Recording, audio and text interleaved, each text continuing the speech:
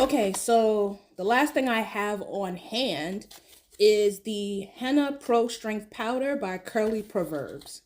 Now, I never use this as straight up pure henna. Like they have two different directions where one is to mix it with just water or aloe vera juice to make a henna paste, and the other one is to um mix it with your deep conditioner to, I guess, to make like a henna gloss. I've been doing the henna gloss version because I don't know. This was my first time trying henna. Now, as you can see, oh, hold up, it's kind of the air's in there, so you can't really see. But it's almost done. I got it up to here, so it's just about almost done. So I've been using it, but can I say it works? I don't know. Like it says that, this this henna is, it's a strengthening powder. So it's supposed to help you with damage and this and that. It says that it helps, decreases, split ends and shedding. So I don't think I have a problem with shedding, so I can't say whether or not it helped or not, because I don't think shedding's ever been an issue with me. I've never had excessive shedding ever in my life. Knock on wood. Split ends, however, split ends and me are best friends. Split ends and single strand knots, they my best friends. They've been with me for years, and I don't know how to get rid of them. Like they are friends that just won't go away. So I've been using this in my deep conditioners, and I will say I do like the way my hair felt when I would put it in my hair. Let's get that out the way. And then I have you probably can't see it now, but I have a little gray strand somewhere in here.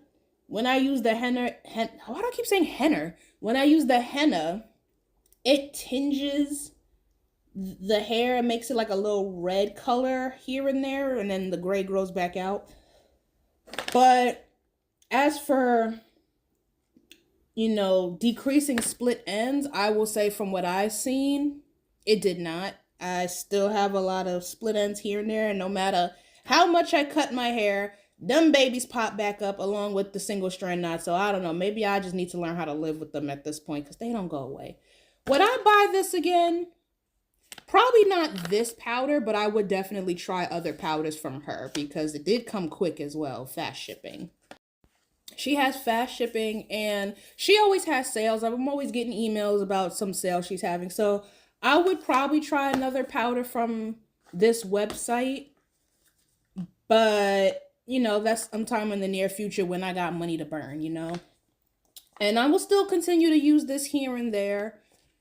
But I think the issue now, the powder, I feel like that's probably user error on my end because at one point I used this as a gloss. I put it in my deep conditioner. I used it like every week or every other week. So maybe it was user error on my end where it's like instead of using it every week, maybe use it every month or every other month. So that's why I haven't used this powder in about 2 months because I just wanted to, give my hair a break of all these herbs and stuff that I don't know what they're doing, really. So yeah, there's that. So now, the products that I also use that I don't have because I threw the bottles away once I was done is the Matrix Food for Soft shampoo and conditioner. I got those when Ulta had a sale where I got them both for like $25. And I will say I do like that shampoo and conditioner. I did, and yeah, it made my hair feel really soft and manageable, and it still cleansed my hair. The conditioner, you could again rake it through your hair and let it sit for a minute and then rinse it out. Amazing. Amazing, amazing. Now, would I buy it again?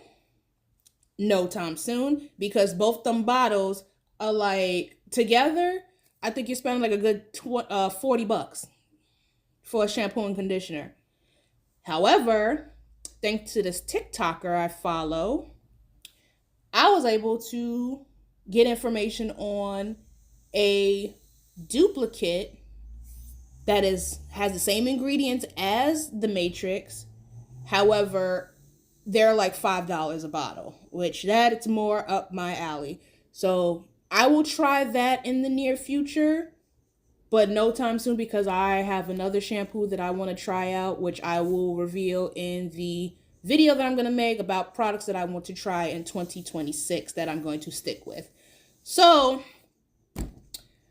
those are the products that I have been using of 2025.